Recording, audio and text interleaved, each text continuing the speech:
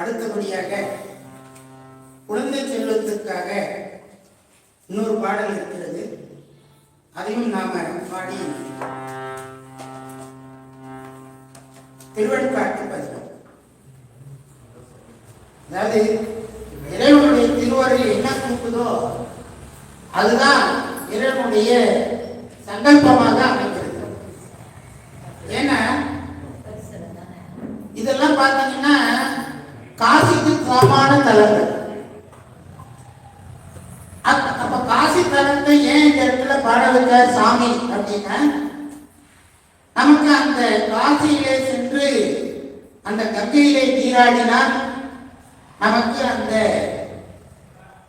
தூய்மையானது கிடைக்கும். நமக்கு இருக்கிற வினை தூய்மையானதான் நன்வினை வந்து சேரும். அதனால்தான் இப்ப அந்த சாய்க்காட்டு பெருமானை பாடி அதன் பிறகு இப்பொழுது திருவெண்காட்டு பதிகத்தில் இறைவன் திருவருள் கூட்டியிருக்கிறது. எடுத்த உடனே இந்த திருவெண்காட்டு பதிகம் தான் பாடியிருக்கோம். ஆனா சாய்க்காட்டு பதிகத்தில் சாமி பாட வச்சு மறுபடியும் கொண்டு வர